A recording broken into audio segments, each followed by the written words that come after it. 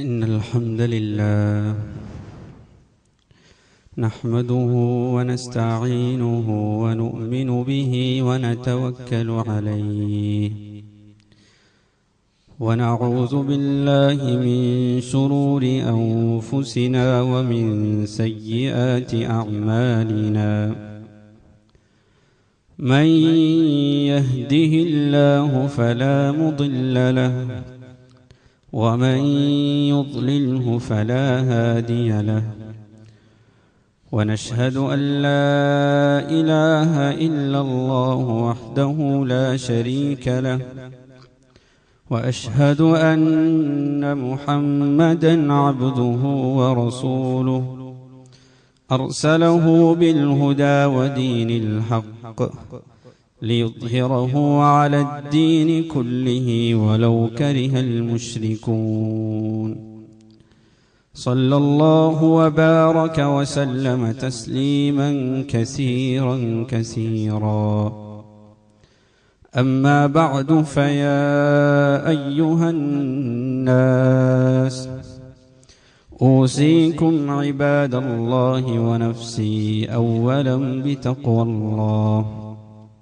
فقد قال الله تعالى يا أيها الذين آمنوا اتقوا الله حق تقاته ولا تموتن إلا وأنتم مسلمون وقال أيضا يا أيها الذين آمنوا اتقوا الله وقولوا قولا سديدا يصلح لكم أعمالكم ويغفر لكم ذنوبكم ومن يطع الله ورسوله فقد فاز فوزا عظيما رب اشرح لي صدري ويسر لي أمري واحلل عقدة من لساني يفقه قولي إن أريد إلا الإصلاح ما استطعت وما توفيقي إلا بالله عليه توكلت وإليه أنيب. അല്ലാഹു സുബ്ഹാനഹു വ തആലയെ തഖ്വ ചെയ്ത് സൂക്ഷിച്ച് ജീവിക്കണമെന്ന് ആദ്യമായി ഞാൻ എൻ്റെ നഫ്സിനോടും തുടർന്ന് നിങ്ങൾ ഓരോരുത്തരോടും വസിയ്യത്ത് ചെയ്യുകയാണ്, ഓർമ്മപ്പെടുത്തുകയാണ്. അല്ലാഹു സുബ്ഹാനഹു വ തആല ജീവിതത്തിൻ്റെ നിഖില മേഖലകളിലും അവനെ തഖ്വ ചെയ്ത് സൂക്ഷിച്ച് ജീവിക്കുന്ന സജ്ജനങ്ങളാക്കി നാം ഓരോരുത്തരെയും അനുഗ്രഹിക്കുമാറാകട്ടെ. നമ്മളിൽ നിന്ന് മരണപ്പെട്ടു പോയ ആളുകളുടെ ബർസഖിയായ ജീവിതം അവൻ സ്വർഗീയമാക്കി മാറ്റുമാറാകട്ടെ. നമ്മളിലുള്ള രോഗികളുടെയും മറ്റു പ്രയാസങ്ങൾ അനുഭവിക്കുന്നവരുടെയും പ്രയാസങ്ങൾ ദൂരീകരിച്ച് അവർക്ക് സൗഖ്യവും സമാധാനവും അല്ലാഹു പ്രദാനം ചെയ്യുമാറാകട്ടെ. പ്രിയപ്പെട്ട സഹോദരന്മാരെ, സഹോദരികളെ, കഴിഞ്ഞ ഒരു 50 വർഷക്കാലത്തെ കാലയളവിനിടയിൽ നമ്മുടെ ലോകത്ത് വിവിധ രൂപത്തിലുള്ള മാറ്റങ്ങൾ സംഭവിക്കുകയുണ്ടായി. തീർച്ചയായും നമുക്കത് അറിയാവുന്ന കാര്യമാണ്. നമ്മുടെ ജീവിതവുമായി ബന്ധപ്പെട്ട് തന്നെ നോക്കുകയാണെങ്കിൽ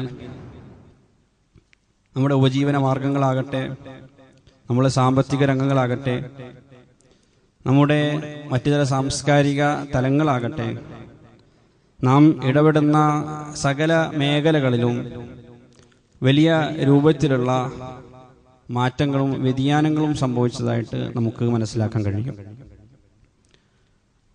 എന്നാൽ ഇത്തരം മേഖലകളിൽ നിന്നെല്ലാം ഒരുപക്ഷെ ഏറ്റവും വിപ്ലവകരമായ വ്യതിയാനങ്ങളും മാറ്റങ്ങളും സംഭവിച്ചിരിക്കുന്ന ഒരു മേഖല നമ്മുടെ ആശയവിനിമയ മേഖലയായിരിക്കും.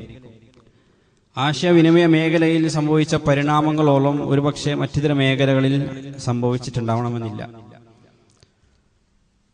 വെറുമൊരു ആശയവിനിമയ സംവിധാനം എന്നതിനപ്പുറത്തേക്ക് നമുക്ക് കൃത്യമായി നിർവചിക്കാൻ കഴിയാത്ത വിധത്തിൽ നമ്മുടെ ജീവിതത്തിന്റെ ഒരു ഭാഗമായിട്ട് നവമാധ്യമ സമ്പ്രദായങ്ങളും സമൂഹ മാധ്യമങ്ങളും മാറിയിരിക്കുകയാണ്. വാർത്താവിനിമയ മാധ്യമങ്ങളാകട്ടെ, സമൂഹ മാധ്യമങ്ങളാകട്ടെ, അവയൊക്കെയും നമ്മുടെ ചിന്തയെയും ചിന്താധാരയെയും ലോകവീക്ഷണത്തെയും നമ്മുടെ കുടുംബ, സാമ്പത്തിക, സാംസ്കാരിക തലങ്ങളിലുള്ള നമ്മുടെ സങ്കല്പങ്ങളെയെല്ലാം രൂപീകരിക്കുന്ന തലത്തിലേക്ക്, അതിനൊക്കെയും രൂപം നൽകുന്ന തലത്തിലേക്ക് ഇന്ന് വളർന്നിരിക്കുകയാണ്.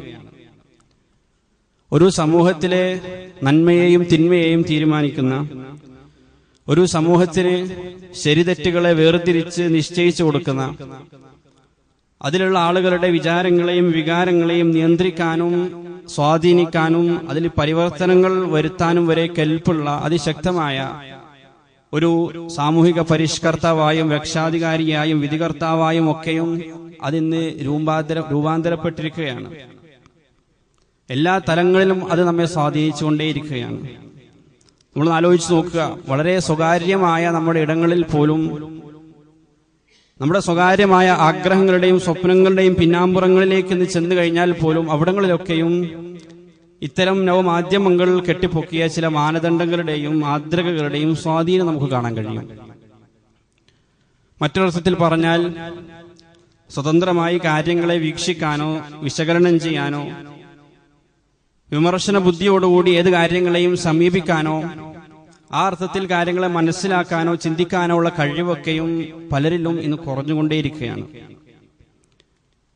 ഒരു ബൗദ്ധികമായ അടിമത്തം, ഒരു ബൗദ്ധിക അടിമത്തം എന്നൊക്കെ പറയാൻ പറ്റുന്ന രൂപത്തിലേക്ക് ഇന്ന് സമൂഹത്തിന്റെ വലിയൊരു ഭാഗം അധപ്പതിച്ചുകൊണ്ടിരിക്കുകയാണ്. ഇതിന്റെ മറുവശത്ത് ഈ ഒരു ബലഹീനതയെ ഉപയോഗപ്പെടുത്തിക്കൊണ്ട് തൽപര കക്ഷികളായ ചില ആളുകൾ, പ്രത്യേകിച്ച് ഭരണകൂട ശക്തികൾ, മനുഷ്യരുടെ ഈ ബലഹീനതയെ ഏറ്റവും കൃത്യമായി ഉപയോഗപ്പെടുത്തിക്കൊണ്ട് ഇത്തരം മാധ്യമ സംവിധാനങ്ങളിലൂടെ അവരുടെ ആശയങ്ങളെ അവരിലേക്ക് അടിച്ചേൽപ്പിക്കുകയാണ്. അവത് അറിഞ്ഞോ അറിയാതെയോ അടിച്ചേൽപ്പിച്ചുകൊണ്ടിരിക്കുകയാണ്. ഒരു സമൂഹം എന്ത് ചിന്തിക്കണമെന്നും ഒരു സമൂഹം എന്ത് ചിന്തിക്കരുതെന്നും ഇത്തരം മാധ്യമ സംവിധാനങ്ങളെ നിയന്ത്രിച്ചുകൊണ്ട് അവരിന്ന് തീരുമാനിച്ചുകൊണ്ടിരിക്കുകയാണ്. എത്രത്തോളം എന്നാൽ സമൂഹത്തിലെ വികാര വിചാരങ്ങളെ പോലും, അതിന്റെ കടിഞ്ഞാണ് പോലും ഇത്തരം സമൂഹ മാധ്യമങ്ങളിലൂടെ അവർ നിയന്ത്രിച്ചുകൊണ്ടിരിക്കുകയാണ്. വർത്തമാനകാലത്തുള്ളൊരു ഉദാഹരണം എടുത്തു പറയുകയാണെങ്കിൽ, കഴിഞ്ഞ ഒരാഴ്ചക്ക് മുന്നേ നമ്മുടെ രാജ്യത്തെ നടുക്കിയ, നമ്മുടെ മനസ്സാക്ഷിയെ ഞെട്ടിച്ച വളരെ അതിദാരുണമായ ഒരു ഭീകരാക്രമണം നമ്മുടെ രാജ്യത്ത് നടമാടുകയുണ്ടായി. പഹൽഗാം എന്ന് പറയുന്ന ആട്ടിടയരുടെ നാട് എന്നറിയപ്പെടുന്ന അങ്ങേറ്റം പ്രകൃതി രമണീയമായ ഒരു പ്രദേശത്ത്, താഴ്വാരങ്ങളാൽ നിറക്കപ്പെട്ട ഒരു പ്രദേശത്ത്, വളരെ സുന്ദരമായ സ്വസ്ഥതയും സമാധാനവും നിറഞ്ഞു നിൽക്കുന്ന ഒരു താഴ്വാരത്ത് ഏതാനും ചില ആളുകൾ, 4-5 വരുന്ന ചില ആളുകൾ അവിടെ ഉണ്ടായിരുന്ന നിരപരാധികളായ, നിരായുധരായിരുന്ന ചില പാവങ്ങളെ നിഷ്ഠൂരം കൊലപ്പെടുത്തുകയുണ്ടായി. അവിടെ എന്താണ് സംഭവിച്ചത് എന്ന് നോക്കിക്കഴിഞ്ഞാൽ, 100 കണക്കിന് കിലോമീറ്ററുകൾ അപ്പുറത്തുള്ള ഒരു പ്രദേശത്ത് നിന്ന്, ഒരു രാജ്യത്ത് നിന്ന് 4-5 വരുന്ന ചില ആളുകൾ ജനനിബിഡമായ ഒരു മേഖലയിലേക്ക് കടന്നു വന്ന് മണിക്കൂറുകളോളം താണ്ഡവമാടി വളരെ സുഖസുന്ദരമായി സുരക്ഷിതമായി തിരിച്ചു പോവുകയാണ്. ഈ ഒരു കാര്യം യഥാർത്ഥത്തിൽ ഇതിന്റെ ഏറ്റവും ആദ്യത്തെ ഉത്തരവാദി ആരാണ്? ഇതിന് ആദ്യമായി മറുപടി പറയേണ്ടവരാരാണ്? ഇതിന്റെ ബാധ്യസ്ഥരാരാണെന്ന് ചോദിച്ചാൽ തീർച്ചയായും ഇതിന്റെ സംരക്ഷണം, നമ്മുടെ രാജ്യത്തിന്റെ സംരക്ഷണ ചുമതലയുള്ള ഭരണകൂടമാണ്.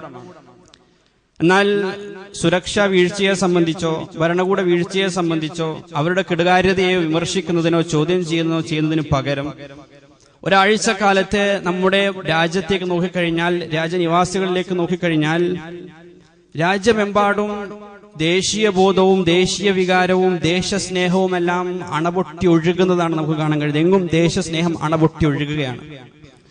ഇതെവിടെ നിന്നാണ് പൊടുതന്നെ ഇത്രമാത്രം ദേശസ്നേഹികൾ നമ്മുടെ രാജ്യത്ത് ഉടലെടുത്തത് എന്ന് തോന്നിപ്പോകും വിധത്തിലുള്ള രാജ്യസ്നേഹികൾ നമുക്ക് കാണാൻ കഴിയാണ് ലോകത്തെ, നമ്മുടെ രാജ്യത്തെമ്പാടും, എല്ലാ മുക്കും മൂലകളിലും. യഥാർത്ഥത്തിൽ നമ്മുടെ ദേശത്തിന്റെ സാമ്പത്തിക ഭദ്രതയെ തകർക്കുന്ന തീരുമാനങ്ങൾ ഉണ്ടായപ്പോഴോ, ഇവിടെയുള്ള സൗര ജീവിതത്തിന് നാശം വിതക്കുന്ന രൂപത്തിൽ, സ്വസ്ഥമായ ജീവിതത്തിന് നാശം വരുത്തുന്ന വിധത്തിലുള്ള ചിന്താധാരകളെയും ആ അർത്ഥത്തിലുള്ള ആദർശങ്ങളെയും പ്രൊമോട്ട് ചെയ്യുന്ന, ഹിംസയെ പ്രൊമോട്ട് ചെയ്യുന്ന പല ചിന്താധാരകളും ഇവിടെ അപകടകരമായ രൂപത്തിൽ പ്രൊമോട്ട് ചെയ്യപ്പെട്ടപ്പോഴൊന്നും ഉണരാതിരുന്ന ചില ദേശസ്നേഹം ഈ ഒരു സന്ദർഭത്തിൽ മാത്രം എങ്ങനെയാണ് സടകുടഞ്ഞ് എഴുന്നേറ്റത് എന്ന് ചോദിച്ചു കഴിഞ്ഞാൽ അതിനൊരു ഉത്തരം മാത്രമാണുള്ളത്. ഇത്തരം കാര്യങ്ങൾ ഒരാഴ്ച മുമ്പ് നടന്ന ആ ഒരു അങ്ങേയറ്റം ദയനീയമായ ക്രൂരമായ ഒരു സംഭവം, അതിനെ വിമർശന ബുദ്ധിയോടുകൂടി സമീപിക്കാൻ ഒരാളും ധൈര്യപ്പെടാത്ത വിധം ഭരണകൂട വിരുദ്ധ വിമർശനങ്ങളെയും അത്തരം സമീപനങ്ങളെയും അത് ദേശവിരുദ്ധമായി പ്രഖ്യാപിക്കാനും ആ അർത്ഥത്തിൽ ദേശവിരുദ്ധമായി മാറ്റാനും ഭരണകൂടം തീരുമാനിച്ചു എന്നതാണ് അതിനുള്ള ഉത്തരം. പക്ഷേ നമ്മുടെ ഖുതുബയുടെ വിഷയം എന്നുള്ളത് അതെങ്ങനെയാണ് ഭരണകൂടത്തിൽ അത് സാധ്യമായത് എന്നതാണ്. ആ അർത്ഥത്തിൽ ജനങ്ങളെ മുഴുവൻ വഞ്ചിതരാക്കി കളയാൻ ഭരണകൂടം ഉപയോഗിച്ച ഒരു ഉപാധി എന്നുള്ളത് അത് മാധ്യമങ്ങളായിരുന്നു. മാധ്യമങ്ങളെ കൂട്ടുപിടിച്ചുകൊണ്ടാണ്, അവരുടെ ഒത്താശയോടുകൂടിയാണ് കൃത്യമായ യഥാർത്ഥത്തിൽ മാധ്യമ ധർമ്മം എന്തായിരുന്നു? ആ ഒരു യഥാർത്ഥ പ്രശ്നത്തെ അഡ്രസ്സ് ചെയ്യുക എന്നുള്ളതായിരുന്നു. എന്നാൽ യഥാർത്ഥ പ്രശ്നത്തെ അഡ്രസ്സ് ചെയ്യുന്നതിന് പകരം കഴിഞ്ഞ ഒരാഴ്ചക്കാലമായി നമ്മുടെ രാജ്യത്തുള്ള മാധ്യമങ്ങളൊക്കെയും ചെയ്തുകൊണ്ടിരിക്കുന്നത് എന്താണ്? മാധ്യമങ്ങളൊക്കെയും ചെയ്തുകൊണ്ടിരിക്കുന്നത് ദേശീയ വികാരത്തെ ഊതി വീർപ്പിച്ച് അതിനെ ആളിക്കത്തിക്കാനുള്ള ശ്രമങ്ങളാണ് മാധ്യമങ്ങളിലൊക്കെ നടന്നുകൊണ്ടിരിക്കുന്നത്, ഇപ്പോഴും നടന്നുകൊണ്ടിരിക്കുന്നത്. അതിലൂടെ എന്താണ് സംഭവിക്കുന്നത്? യഥാർത്ഥ പ്രശ്നത്തെ കാണാൻ ആളുകൾക്ക് കഴിയാത്തവരാണ്. യഥാർത്ഥ കുറ്റവാളികളെ തിരിച്ചറിയാൻ ജനങ്ങൾക്ക് സാധിക്കാത്തവരാണ്. യഥാർത്ഥത്തിൽ ഇതിലൂടെ രാഷ്ട്രീയ ലാഭം കൊയ്യുന്നത് ആരാണ് എന്ന് മനസ്സിലാക്കാൻ സാധിക്കാത്ത ആളുകൾ മാറാണ്. ആളുകൾ അന്ധരും മൂകരുമായിട്ട് മാറാണ്. അതിനെ വിമർശിക്കുന്ന ആളുകൾ, വിമർശനാത്മകമായി അതിനെ സമീപിക്കുന്ന ആളുകൾ ഭീകരവാദികളായിട്ട് മാറാണ്. സത്യത്തിൽ ഇതൊക്കെയും ഫറോവമാരുടെ തന്ത്രങ്ങളിൽപ്പെട്ട ചില തന്ത്രങ്ങളായിട്ടാണ് വിശുദ്ധ ഖുർആൻ നമുക്ക് പരിചയപ്പെടുത്തിയിട്ടുള്ളത്. മൂസ അലൈഹിസ്സലാം കൃത്യമായ തെളിവോടുകൂടി കൃത്യമായ വാദങ്ങളുമായി ഫിറഔനിനെ സമീപിക്കുന്ന ചില രംഗങ്ങൾ സൂറത്ത് ശുആറയിൽ അല്ലാഹു സുബ്ഹാനഹു വ തആല നമുക്ക് വിവരിച്ചു നൽകുന്നുണ്ട്. അങ്ങനെ മൂസ അലൈഹിസ്സലാം തന്റെ ഓരോ തെളിവുകളും ഇങ്ങനെ നിരത്തിക്കൊണ്ടേയിരിക്കുകയാണ്. അങ്ങനെ നിരത്തിക്കൊണ്ടിരിക്കുന്ന സമയത്ത് അവസാനം ഇതിന് കൃത്യമായി ഉത്തരമില്ല എന്ന് തിരിച്ചറിഞ്ഞപ്പോ ഫറോവ ചെയ്തൊരു പണി, ഖാല ലിൽ മലഇ ഹൗലഹു, മൂസയോട് നേരിട്ട് സംവദിക്കുന്നതിന് പകരം തന്റെ ചുറ്റുമുള്ള പ്രമാണിമാരിലേക്ക് ഫറോവ തിരിയുകയാണ്. തന്റെ കൊട്ടാരവാസികളിലേക്ക് ഫറോവ തിരിയാണ്. തന്റെ മന്ത്രിസഭയിലേക്ക് ഫറോവ തിരിയാണ്. ഖാല ലിൽ മലഇ ഹൗലഹു, അഥവാ ഇത് എന്നെ ബാധിക്കുന്ന പ്രശ്നമാണ് എന്ന് നിങ്ങൾ കരുതരുത്. ഈ ആശയവുമായി വന്നിരിക്കുന്ന ഈ മൂസ യഥാർത്ഥത്തിൽ എന്നോടാണ് ശത്രുത പുലർത്തുന്നത്, ഒരു ഭരണകൂട വിരുദ്ധ ആശയവുമായിട്ടാണ് വന്നിരിക്കുന്നത് എന്ന് നിങ്ങൾ കരുതരുത്. അദ്ദേഹം ഒരു ദേശവിരുദ്ധ ആശയവുമായിട്ടാണ് ഇവിടെ വന്നിരിക്കുന്നത്. അദ്ദേഹം നിങ്ങൾ ഓരോരുത്തരോടും ശത്രുത പ്രഖ്യാപിച്ചിരിക്കുകയാണ്. യുരീദു അൻ യുഖ്രിജകും മിൻ അർദികും.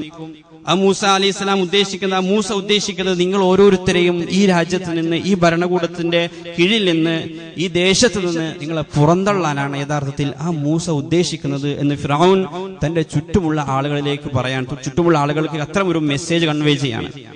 ആ സമയത്ത് തന്റെ ചുറ്റുമുള്ള ആ ഉപദേശ സമിതിയിൽ നിന്നൊരു ഉപദേശം ഫിറഔന് ലഭിക്കുകയാണ്. അർജിഹ് വഅഖാഹു വബഅസ് ഫിൽ മദാഇനി ഹാശിരീൻ. ഇത് നമുക്ക് വീണ് കിട്ടിയ ഒരു അവസരമാണ്. ഈ ഒരു അവസരത്തെ പാഴാക്കി കളയരുത്. അർജിഹു വഅഖാഹു, ആ മൂസയെയും അവന്റെ സഹോദരനെയും ഒരിക്കലും വകവരുത്തരുത്, അവിടെ നിലനിർത്തുക. എന്നിട്ട് എന്ത് ചെയ്യണം?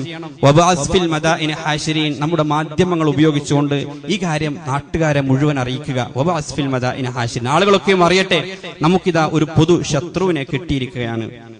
നാം ഒരുമിച്ച് ഇതിനെ നേരിടാൻ പോവുകയാണ്. നാം ഒരുമിച്ച് നമ്മുടെ ശത്രുവിനെ നേരിടുന്നത് ജനങ്ങൾ മുഴുവൻ കാണട്ടെ. വഖീല ലിന്നാസി ഹൽ അൻതും മുജ്തമിഊൻ. അങ്ങനെ ആളുകളെ മൊത്തം ഇതിനുവേണ്ടി ഒരുമിച്ച് കൂട്ടാനുള്ള ചില നിർദ്ദേശങ്ങളാണ് അവരുടെ മുന്നിൽ വെക്കുന്നത്. ഫിറഔനിന്റെ മുന്നിൽ ആ ഉപദേശക സമിതി വെക്കുന്നത്. അങ്ങനെ ഫിറഔൻ താൻ ചെയ്യാൻ പോകുന്ന എല്ലാ അനീതികൾക്കും അതിക്രമങ്ങൾക്കും ക്രൂരതകൾക്കും ഒരു പൊതുസമിതി ആർജിച്ചെടുക്കാനുള്ള ശ്രമം ആരംഭിച്ചു. അങ്ങനെ താൻ ഒരു വീര പരിവേഷം സ്വയം സൃഷ്ടിച്ചെടുക്കാൻ അതിനുള്ളൊരു ശ്രമം ഫിറഔൻ ആരംഭിക്കുകയാണ്. ഫഅർസല ഫിറഔനു ഫിൽ മദാഇനി ഹാശിരീൻ. ഫിറഔൻ എന്ത് ചെയ്തു? ആദ്യമായിട്ട് അന്നത്തെ സമൂഹ മാധ്യമങ്ങൾ ഉപയോഗിച്ചുകൊണ്ട്, അന്നത്തെ വാർത്താവിനിമയ സംവിധാനങ്ങൾ ഉപയോഗിച്ചുകൊണ്ട് നാട്ടാകെ ഒരു കാര്യം പരത്തുകയാണ്. എന്തായിരുന്നു ആ സന്ദേശം? ഇതാ ഒരു ചെറു വിഭാഗം നമ്മളിലേക്ക് രംഗപ്രവേശനം ചെയ്തിരിക്കുകയാണ്. അവർ ന്യൂനപക്ഷമാണ്. ശിർദിമത്തുൻ ഖലീലുൻ, അവർ ന്യൂനപക്ഷമാണ്. അവർ കുറച്ച് ആളുകൾ മാത്രമേ ഉള്ളൂ. പക്ഷേ അവർ ന്യൂനപക്ഷമാണെങ്കിലും, അവർ ചെറു വിഭാഗമാണെങ്കിലും അവർ അപകടകാരികളാണ്. അവർ ഈ ഭരണകൂടത്തെ പ്രകോപിപ്പിച്ചുകൊണ്ടിരിക്കുകയാണ്. ആ ആളുകൾ നമ്മെ പ്രകോപിപ്പിച്ചുകൊണ്ടിരിക്കുകയാണ്. കൃത്യമായ സുഗമമായ ഭരണകൂട നടത്തിപ്പിന്, ഭരണ സംവിധാനങ്ങളുടെ ചലനങ്ങൾക്കൊക്കെയും അവർ തടസ്സം സൃഷ്ടിച്ചുകൊണ്ടിരിക്കുകയാണ്. അഥവാ അതിലൂടെ നിങ്ങൾ ഓരോരുത്തരെയും അവർ പ്രയാസത്തിലാക്കാൻ പോവുകയാണ്. ഇന്ന ഹഉലാഇ ലശിർദിമത്തുൻ ഖലീലൂൻ വഇന്നഹും ലനാ ലഗായിദൂൻ വഇന്നാ ലജമീഉൻ ഹാസിറൂൻ. പക്ഷെ നിങ്ങൾ ആരും ഭയപ്പെടേണ്ടതില്ല കേട്ടോ, നാം സുസജ്ജരാണ്, നാം സുസംഘടിതമായി അവർക്കെതിരെ നാം തയ്യാറായിരിക്കുകയാണ്, അവരെ നേരിടാൻ എല്ലാം കൊണ്ടും നാം സജ്ജനാണ്. അതുകൊണ്ട് നിങ്ങളുടെ രക്ഷകരായി നാം ഇവിടെയുണ്ട്, അതുകൊണ്ട് നിങ്ങൾ ആരും ഭയപ്പെടേണ്ടതില്ല എന്നൊരു പ്രതീതി അവിടെ ഫിറഔൻ സൃഷ്ടിക്കണം. സത്യം പറഞ്ഞാൽ മൂസയും കൂട്ടരും ഒരർത്ഥത്തിലും നേരിട്ട് ഫിറഔനിനോ അന്ന് അവിടെയുള്ള മേലാധികാരികൾക്കോ അവിടെയുള്ള ബഹുഭൂരിപക്ഷം വരുന്ന സമൂഹത്തിനോ അവിടെയുള്ള മേലാളന്മാർക്കോ ഒരർത്ഥത്തിലും മൂസയും ആ ബനൂ ഇസ്രായേലിയരും, ന്യൂനപക്ഷമായിരുന്ന ആ ചെറുസംഘമായിരുന്ന ബനൂ ഇസ്രായേലിയരും നേരിട്ട് ഒരു ഭീഷണിയുമായിരുന്നില്ല. പക്ഷേ ഫിറഔൻ അവരെ ഒരു ഭീഷണിയായി ജനങ്ങളുടെ മുന്നിൽ ചിത്രീകരിക്കാനുള്ള കാരണം എന്തായിരുന്നു? അതിന് പിന്നിൽ കൃത്യമായ ചില അജണ്ട ഉണ്ടായിരുന്നു. അങ്ങനെ ഈ ന്യൂനപക്ഷത്തെ ഒരു പൊതു ശത്രുവായി ചിത്രീകരിച്ചുകൊണ്ട് അവിടെ ഉണ്ടായിരുന്ന മഹാഭൂരിപക്ഷത്തിന്റെയും പ്രമാണിമാരുടെയെല്ലാം പ്രീതി നേടിയെടുക്കുക, അവരെ തന്നോടൊപ്പം നിലനിർത്തുക എന്ന ഒരു വളരെ നീചമായ ഒരു അജണ്ടയായിരുന്നു ഫിറഔനെ സംബന്ധിച്ചിടത്തോളം ഫിറഔൻ അതിലൂടെ കണ്ടിരുന്നത്. അത് അദ്ദേഹത്തിന് അവരുടെ ഭരണസമിതിയിൽ നിന്ന് ലഭിച്ച ഉപദേശം കൂടിയായിരുന്നു. ഇവരെ ആ അർത്ഥത്തിൽ നമുക്ക് ഉപയോഗപ്പെടുത്താം. ഈ ന്യൂനപക്ഷത്തെ ഒരു പൊതു ശത്രുവാക്കി വെച്ചുകൊണ്ട് അവിടെ ഉണ്ടായിരുന്ന മഹാഭൂരിപക്ഷത്തെയും അവിടെ ഉണ്ടായിരുന്ന പ്രമാണിമാരെയും അവിടെയുള്ള പൗരപ്രമുഖരെയും നമുക്ക് നമ്മുടെ കൂടെ നിലനിർത്താം എന്ന ഒരു ആശയം ഫിറഔൻ മുന്നോട്ട് വെക്കുകയാണ്. ശേഷം ഫിറഔൻ പറയാണ്, വഖാല ഫിറഔനു ദറൂനി അഖ്തുൽ മൂസ.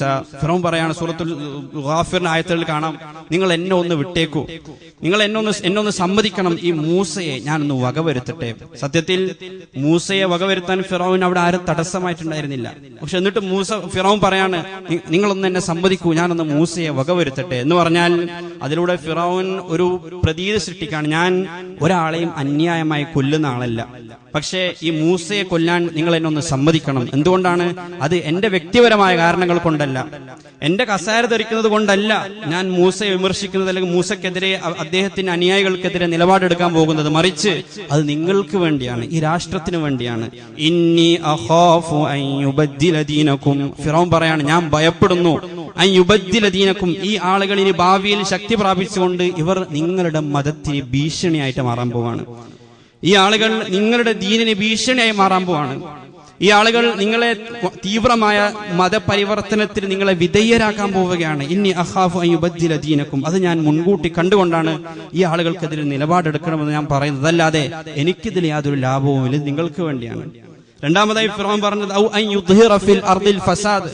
രണ്ടാമതായി ഈ ആളുകൾ നിങ്ങളുടെ മതത്തിന് ഭീഷണിയാണ് എന്ന് മാത്രമല്ല, ഇത് ആരോടാണ് പറയുന്നത്? ഫിറഔൻ എങ്ങനെയാണ് ഇത് ആളുകളോട് ഇത് എങ്ങനെയാണ് സംവദിക്കുന്നത് നമ്മൾ തിരിച്ചറിയണം.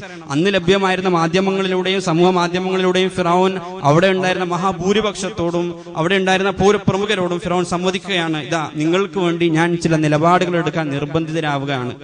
ഔ അൻ യുദ്ഹിറ ഫിൽ അർദിൽ ഫസാദ്. ഈ ചെറു സംഘം ഒന്നുകിൽ നിങ്ങളുടെ ദീനിന് ഭീഷണിയാണ്, അതല്ലെങ്കിൽ അവർ ഈ ഭൂമിയിൽ വലിയ ഫസാദ് ഉണ്ടാക്കാൻ പോവുകയാണ്, നിങ്ങളുടെ ദേശത്ത് വലിയ പ്രശ്നക്കാരായിട്ട് ഇവരെ മാറാൻ പോവാണ്, അവരിവിടെ ഭീകരവാദം ചെയ്യാൻ പോവാണ്, അവരിവിടെ തീവ്രവാദം നടപ്പിലാക്കാൻ പോവുകയാണ്, ഈ രാഷ്ട്രത്തിനെതിരെ അവർ വളരാൻ പോവാണ്, ശക്തി പ്രാപിക്കാൻ പോവുകയാണ്. ഔ അൻ യുദ്ഹിറ ഫിൽ അർദിൽ ഫസാദ്. സുബ്ഹാൻ, നമ്മളൊന്ന് ആലോചിച്ച് നോക്കുക.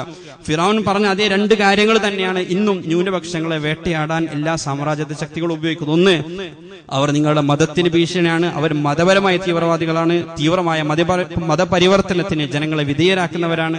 രണ്ടാമതായി, അവർ തീവ്രവാദ പ്രവർത്തനങ്ങളും ഭൂമിയിൽ പ്രശ്നങ്ങളും കോലാഹലങ്ങളും ഫസാദും ഉണ്ടാക്കുന്ന ആളുകളാണ് എന്നതായിരുന്നു ഫിറഔനിന്റെ ഭാഷ്യം, എന്നതായിരുന്നു ഫിറഔൻ കൊണ്ടുവന്നൊരു ന്യായം. വാർ ഓൺ ടെറർ എന്ന് പറഞ്ഞാൽ തീവ്രവാദത്തിനെതിരെയുള്ള ഒരു യുദ്ധമാണിത് എന്നതാണ് ഫിറഔൻ അവിടെ കൊണ്ടുവന്നത്. പലപ്പോഴും 20-ാം നൂറ്റാണ്ടിന്റെ അവസാനത്തിലോ 21-ാം നൂറ്റാണ്ടിന്റെ തുടക്കത്തിലോ ഉണ്ടായ ഒരു സങ്കല്പമാണ് എന്നതാണ് നമ്മുടെ തെറ്റിദ്ധാരണ, വാർ ഓൺ ടെറർ എന്നുള്ളത്.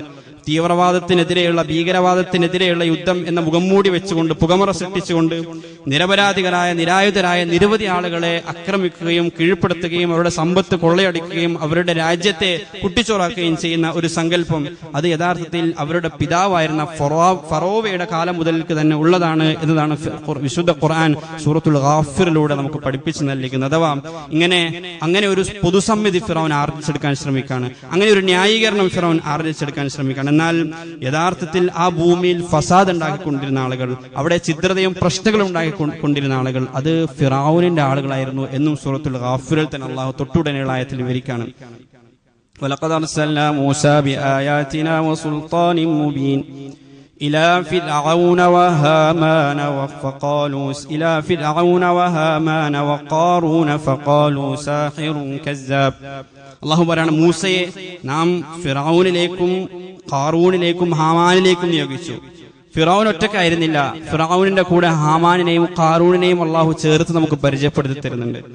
ഏതൊരു ഏകാധിപത്യ സമൂഹവും അനീതിയിലും അക്രമത്തിലും അധിഷ്ഠിതമായിട്ട് സ്ഥാപിതമാകുന്ന ഏത് ഭരണകൂടത്തിലും നിലനിൽക്കണമെന്നുണ്ടെങ്കിൽ ആവശ്യമായിട്ടുള്ള 3 പ്രതീകങ്ങളെയാണ് വിശുദ്ധ ഖുർആനിലൂടെ നമുക്ക് പരിചയപ്പെടുത്തിയിരുന്നത്. ഒന്ന് ഫിറഔൻ, രണ്ടാമത്തത് ഖാറൂൻ, മൂന്നാമത്തത് ഹാമാൻ. ഖാറൂൻ എന്നുള്ളത് അന്നത്തെ അതിസമ്പന്നനായിരുന്നു. അവിടെയുള്ള മിസ്രിന്റെ എല്ലാ സാമ്പത്തിക മേഖലയെയും കൈകാര്യം ചെയ്തിരുന്ന ആളായിരുന്നു ഖാറൂൻ. അവിടുത്തെ സാമ്പത്തിക മന്ത്രിയെ നമുക്ക് വേണമെങ്കിൽ വിളിക്കാം. അന്നത്തെ കോർപ്പറേറ്റ് ഭീമൻ എന്ന് നമുക്ക് വേണമെങ്കിൽ ഖാറൂനിനെ വിളിക്കാൻ പറ്റും. രണ്ടാമത്തെ ആള് ഹാമാനായിരുന്നു. ഫിറഔനിന്റെ വലങ്കൈയായി പ്രവർത്തിച്ചിരുന്ന, അവിടുത്തെ ആഭ്യന്തര കാര്യങ്ങളൊക്കെയും നിയന്ത്രിച്ചിരുന്ന ഒരു മന്ത്രിയാണ്. ഫിറഔന്റെ വലങ്കൈയാണ് ഹാമാൻ. അവിടുത്തെ ഉന്നത കുലജാതിയിൽപ്പെട്ട ആളാണ് ഹാമാൻ. ഫിറഔന്റെ ഏത് നിഷ്ഠൂരമായ നിർദ്ദേശങ്ങളും അവിടെ ജനങ്ങളിൽ നടപ്പാക്കിയിരുന്നത് ഹാമാനായിരുന്നു.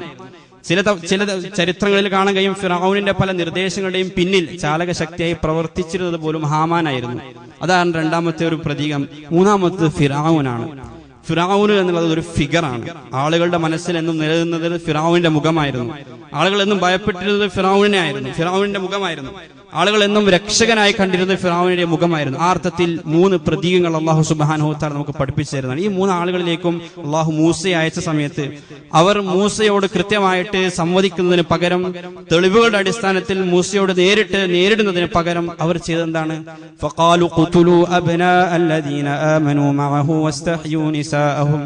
അവർ തങ്ങളുടെ അനുയായികൾക്ക്, അവിടെ ഉണ്ടായിരുന്ന ബഹുഭൂരിപക്ഷ സമൂഹത്തിന്, അവിടെ ഉണ്ടായിരുന്ന പ്രമാണിമാർക്ക് പരസ്യമായ ഒരു അനുവാദം നൽകുകയാണ്. ഉഖ്തുലു അബ്നാ അല്ലദീന ആമനൂ മഅഹു.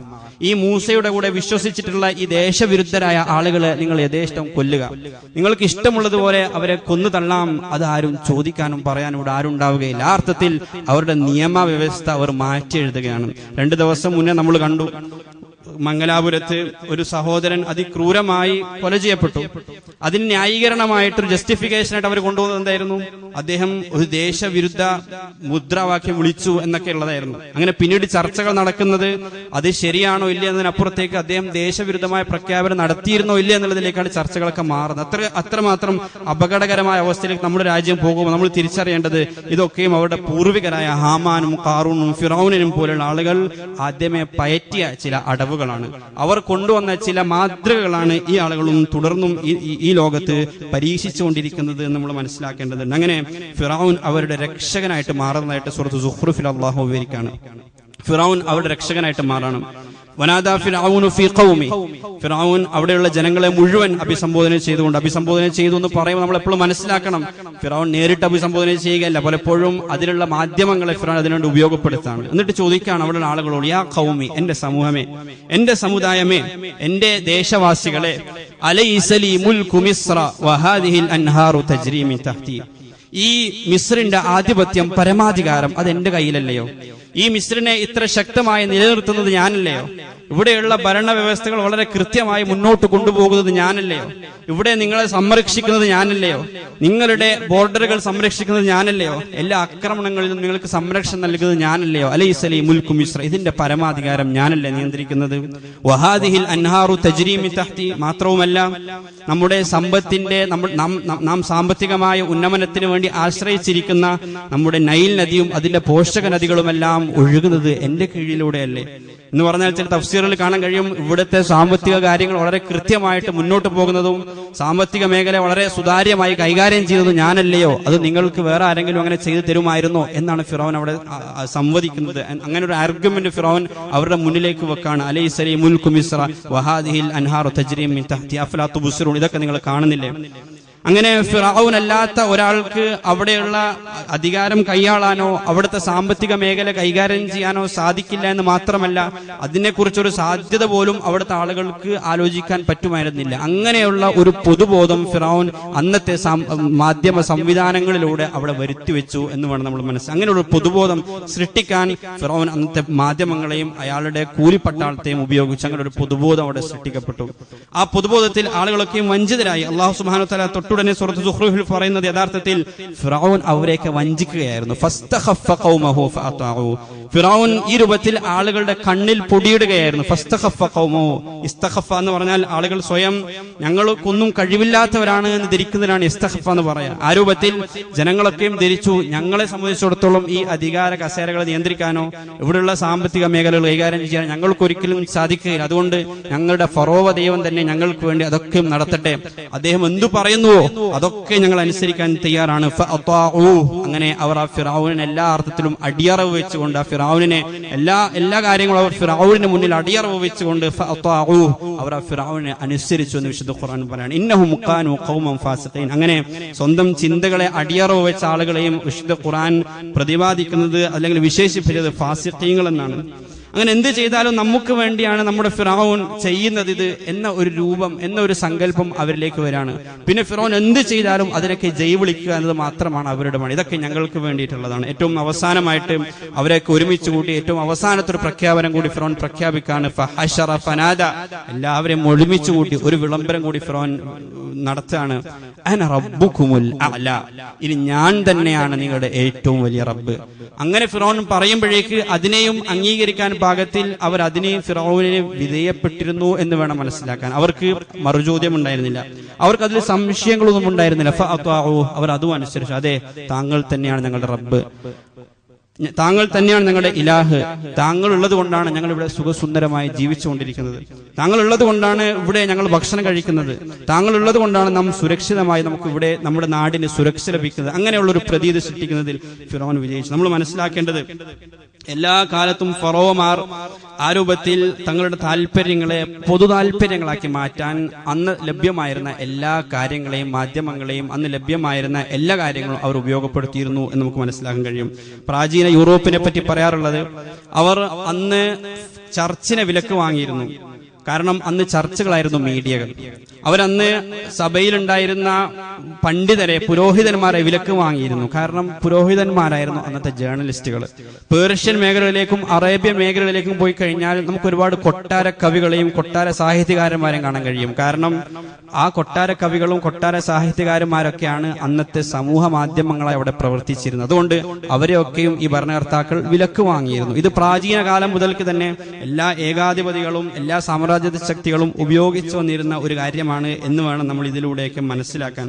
ഇതിലൊക്കെ പറഞ്ഞത് ഇതൊന്നും ലോകത്ത് ആദ്യമായി നടക്കുന്ന കാര്യങ്ങളല്ല, മറിച്ച് വിശുദ്ധ ഖുർആൻ നമുക്ക് വളരെ കൃത്യമായിട്ട് പറഞ്ഞു തന്ന ചില മാതൃകകളുടെ പുനരാവർത്തനങ്ങളാണ്, ചരിത്രങ്ങളുടെ ആവർത്തനങ്ങളാണ് ഇത് നമ്മൾ മനസ്സിലാക്കേണ്ടതുണ്ട്. വിശുദ്ധ ഖുർആൻ നമുക്ക് ഈ അർത്ഥത്തിൽ പല ചരിത്രങ്ങളും പറഞ്ഞു തരുന്നത് അത് വെറുതെ അനുസ്മരിക്കാനോ രാക്കഥകളായി കേട്ടുകൾ തള്ളാനോ ഉള്ളതല്ല, മറിച്ച് അത് ജീവിക്കുന്ന ചില ഉദാഹരണങ്ങളാക്കി നമ്മുടെ ജീവിതവുമായി അതിനെ തട്ടിച്ചുകൊണ്ട് നാം നേരിടുന്ന പ്രശ്നങ്ങളുമായി അതിനെ ബന്ധപ്പെടുത്തിക്കൊണ്ട് കൃത്യമായ നിലപാടുകൾ സ്വീകരിക്കാൻ നമ്മെ സഹായിക്കാനാണ് യഥാർത്ഥത്തിൽ ഖുർആനിലൂടെ അള്ളാഹു ഇത്തരം മാതൃകകൾ നമുക്ക് പറഞ്ഞു വെച്ച് തന്നിട്ടുള്ളത്. ഖുർആൻ എന്നുള്ളത് അതെന്നും ജീവിക്കുന്നതാണ്, അത് നമ്മെ ജീവിപ്പിക്കുന്നതാണ്. യാ അയ്യുഹല്ലദീന ആമനൂ ഇസ്തജീബൂ ലില്ലാഹി വലിർറസൂലി ഇദാ ദഅാകും ലിമാ യുഹ്യീകും. മുഅ്മിനീങ്ങളെ, നിങ്ങളെ ജീവിപ്പിക്കുന്ന ഒന്നിലേക്കാണ് യഥാർത്ഥത്തിൽ പ്രവാചകനും പടച്ചവനും നിങ്ങളെ വിളിച്ചുകൊണ്ടിരിക്കുന്നത് എന്നതാണ് ഖുർആനിന്റെ ആഹ്വാനം. അതുകൊണ്ട് ഇത്തരം മീഡിയകളുടെ മാധ്യമങ്ങളുടെ പ്രൊപഗണ്ടകളിൽ അവരുടെ ആ അർത്ഥത്തിലുള്ള യാതൊരു വഞ്ചനകളിലും വഞ്ചിതരാകാതിരിക്കാൻ, അതിൽ വീണുപോകാതിരിക്കാൻ നമ്മൾ ശ്രദ്ധിക്കേണ്ടതുണ്ട്. വളരെ കൃത്യമായി കാര്യങ്ങളെ വിശകലനം ചെയ്യാൻ, സ്വതന്ത്രമായി കാര്യങ്ങളെ വേർതിരിച്ച് മനസ്സിലാക്കാൻ നമ്മൾ ശ്രമിക്കേണ്ടതുണ്ട്. സോഷ്യൽ മീഡിയകളുടെ ഈ അതിപ്രസരത്തിൽ അതിൽ വികാരഭരിതരാകാതെ വളരെ വിവേകപൂർവ്വം നമ്മൾ കാര്യങ്ങളെ സമീപിക്കേണ്ടതായിട്ടുണ്ട്. അങ്ങനെ നമുക്ക് ചില കാര്യങ്ങൾ ബോധ്യപ്പെടും, ആ സമയത്ത് ചില സത്യങ്ങൾ നമുക്ക് ബോധ്യപ്പെടും. ബോധ്യപ്പെടും. ആ സത്യങ്ങളെ അത് പൊതുബോധത്തിനെതിരാണെങ്കിലും അത് മുഖ്യധാരയെ അസ്വസ്ഥപ്പെടുത്തുന്നതാണെങ്കിലും ആ നിലപാടുകളെ ഉറക്കെ പ്രഖ്യാപിക്കാൻ നമുക്ക് കഴിയണം. അതിൽ ഉറച്ചു നിൽക്കാൻ നമുക്ക് കഴിയണം. അതിനെ അടിസ്ഥാനപ്പെടുത്തി നമ്മുടെ സ്വയം മൂല്യങ്ങളെ ഉയർത്തിപ്പിടിക്കാൻ നമുക്ക് സാധിക്കേണ്ടതുണ്ട്. വാർത്താവിനിമയ സംവിധാനങ്ങളെ സമീപിക്കുന്ന സമയത്ത് നമ്മൾ ശ്രദ്ധിക്കേണ്ട ഒരുപാട് മര്യാദകളും അദബുകളും ഉണ്ട്. വിശുദ്ധ ഖുർആനും ഹദീസിനെയും അടിസ്ഥാനപ്പെടുത്തി പണ്ഡിതർ പറഞ്ഞു തരുന്ന ഒരുപാട് അദബുകളും മര്യാദകളുണ്ട്. അതിലേറ്റവും പ്രധാനപ്പെട്ട ഒരു മര്യാദ എന്നുള്ളത് കാണുന്നതും കേൾക്കുന്നതും ഒക്കെ വിശ്വസിക്കാതിരിക്കുക എന്നുള്ളതാണ്. യാ അയ്യുഹല്ലദീന ആമനൂ ഇൻ ജാഅകും ഫാസിഖുൻ ബിനബഇൻ ഫതബയ്യനു. ഫാസിഖീങ്ങൾ വല്ല വാർത്തയുമായിട്ട് നിങ്ങളുടെ മുന്നിലേക്ക് വരുമ്പോൾ അത് തൊടാതെ വിഴുങ്ങുക എന്നുള്ളതല്ല. ഫതബയ്യനു, അത് നിങ്ങളെ വേർതിരിച്ച് കൃത്യമായിട്ട് നിങ്ങൾ മനസ്സിലാക്കാൻ ശ്രമിക്കുക. തബയ്യുൻ, ബയാൻ എന്ന് പറഞ്ഞാൽ രാവും പകലും കൃത്യമായിട്ട് വേർതിരിച്ച് മനസ്സിലാക്കാൻ സാധിക്കുന്നത് പോലെ ഒരു കാര്യം വ്യക്തമാവുക എന്നതാണ് ബയാൻ. ആ രൂപത്തിൽ കൃത്യമായി സത്യവും അസത്യവും നമുക്ക് വേർതിരിച്ച് മനസ്സിലാക്കാൻ നമ്മൾ ശ്രമിക്കേണ്ടതുണ്ട്. അങ്ങനെ നമുക്ക് സാധിക്കുന്നില്ലെങ്കിൽ ഏറ്റവും ചുരുങ്ങിയത് അത് പ്രചരിപ്പിക്കാതിരിക്കാനെങ്കിലും നമ്മൾ ശ്രദ്ധിക്കേണ്ടത്. ഫതബയ്യനു, കാരണം അങ്ങനെ നിങ്ങൾ ചെയ്യുകയാണെങ്കിൽ തുസീബു ഖൗമൻ ബിജഹാല, അത് വലിയ പ്രത്യാഘാതങ്ങൾ, സാമൂഹികമായ പ്രത്യാഘാതങ്ങൾ അത് സൃഷ്ടിക്കും എന്നും വിശുദ്ധ ഖുർആൻ നമുക്ക് മുന്നറിയിപ്പ് നൽകുന്നുണ്ട്. അതുകൊണ്ട് നമ്മൾ എല്ലാ കാര്യങ്ങളെയും കേൾക്കുകയും ചർച്ച ചെയ്യുകയും ചെയ്യുക എന്നുള്ളത് ഒരു യഥാർത്ഥ വിശ്വാസിയുടെ പണിയല്ല. ഓരോരുത്തർക്കും പറ്റിയ മേഖലകളുണ്ട്, ഓരോരുത്തർക്കും ചർച്ച ചെയ്യേണ്ട മേഖലകളുണ്ട്, ഓരോരും കേൾക്കുകയും ചെയ്യേണ്ട കാര്യങ്ങളുണ്ട്. അതിനെ മാത്രം ആളുകൾ ഫോക്കസ് ചെയ്യുക, അതിൽ കാര്യങ്ങൾ ശ്രദ്ധിക്കുക. റസൂൽ സല്ലല്ലാഹു അലൈഹി വസല്ലം തങ്ങൾ പറയുന്നുണ്ടല്ലോ, ഒരാളുടെ ഇസ്ലാമിന്റെ മനോഹാരിതയാണ് തർക്കുമാലായ, അയാളെ ബാധിക്കാത്ത, അദ്ദേഹവുമായിട്ട് ബന്ധമില്ലാത്ത കാര്യങ്ങളെ ഉപേക്ഷിക്കുക എന്നുള്ളത്. എല്ലാ കാര്യങ്ങളിലും ചെന്ന് തലയിടുക എന്നുള്ളത് ഒരു വിശ്വാസിയുടെ പണിയല്ല, അതൊരു വിശ്വാസിക്ക് യോജിച്ചതല്ല എന്ന് അള്ളാഹുവിന്റെ റസൂൽ സല്ലല്ലാഹു അലൈഹി വസല്ലം തങ്ങൾ നമുക്ക് മുന്നറിയിപ്പ് നൽകുന്നുണ്ട്. സൂറത്തുൽ ഇസ്രായിലൂടെ അള്ളാഹു മറ്റൊരു കാര്യം കൂടി നമ്മൾ ഉണർത്തുന്നുണ്ട്. വലാ തഖഫു മാ ലൈസ ലക ബിഹി ഇൽമുൻ. നിങ്ങൾക്ക് അറിവില്ലാത്ത കാര്യത്തിന് പിന്നാലെ നിങ്ങൾ കൂടാതിരിക്കുക.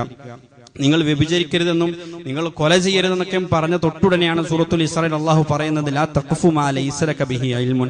നിങ്ങൾക്ക് കൃത്യമായ ബോധ്യമില്ലാത്ത, അറിവില്ലാത്ത കാര്യങ്ങൾക്ക് പിന്നാലെ നിങ്ങൾ കൂടാതിരിക്കുക. കാരണം ഇന്ന സമഅ വൽ ബസറ വൽ ഫുആദ കുല്ലു ഉലൈക കാന അൻഹു മസ്ഊല. ഈ കേൾവി, ഈ കാഴ്ച, നിങ്ങൾ ഈ ചിന്തിക്കാൻ ഉപയോഗിക്കുന്ന ഈ മനസ്സ്, ഈ ബുദ്ധി, ഇതൊക്കെയും അള്ളാഹുവിന്റെ മുന്നിൽ ചോദ്യം ചെയ്യപ്പെടും. നമ്മൾ എന്ത് കാര്യത്തിലാണ് നമ്മുടെ മനസ്സിനെ വിനിയോഗിക്കുന്നത്? ഒരർത്ഥത്തിലും നമുക്ക് പ്രയോജനപ്പെടാത്ത, ഭൗതികമായോ പാരത്രികമായോ നമുക്ക് പ്രയോജനപ്പെടാത്ത കാര്യങ്ങളിലാണോ നമ്മൾ ഈ ചർച്ചകൾ ചെയ്തുകൊണ്ടിരിക്കുന്നത്? അതിലാണോ നമ്മുടെ കണ്ണിനെയും കാതിനെയും നമ്മുടെ സംസാരത്തെയും ഉപയോഗിച്ചുകൊണ്ടിരിക്കുന്നത്? അങ്ങനെയെങ്കിൽ നമ്മൾ സൂക്ഷിക്കേണ്ടതുണ്ട്. ലാ തഖ്ഫു മാ ലൈസ ലക ബിഹി ഇൽമുൻ ഇന്ന സമഅ വൽ ബസറ വൽ ഫുആദ കുല്ലു ഉലൈക കാന അൻഹു മസ്ഊല. അല്ലാഹു സുബ്ഹാനഹു വ തആല ഇത്തരം മാധ്യമങ്ങളെ സമീപിക്കുമ്പോൾ, വാർത്താവിനിമയ സംവിധാനങ്ങളെയും സമൂഹ മാധ്യമങ്ങളെയൊക്കെ ഉപയോഗിക്കുമ്പോൾ തഖ്വ മുറുകെ പിടിക്കാൻ അള്ളാഹു നമ്മെ സഹായിക്കുമാറാകട്ടെ. ജീവിതത്തിലെ ഏത് കാര്യങ്ങളെയും വിശുദ്ധ ഖുർആനിന്റെ വെളിച്ചത്തിൽ ജീവിതത്തിൽ നേരിടുന്ന ഏത് പ്രശ്നങ്ങൾക്കും നിലപാട് സ്വീകരിക്കുന്നവരായി അള്ളാഹു നാം ഓരോരുത്തരെയും മാറ്റി അനുഗ്രഹിക്കുമാറാകട്ടെ. വആഖിറു ദുആഇ അൽഹംദുലില്ലാഹി റബ്ബിൽ ആലമീൻ.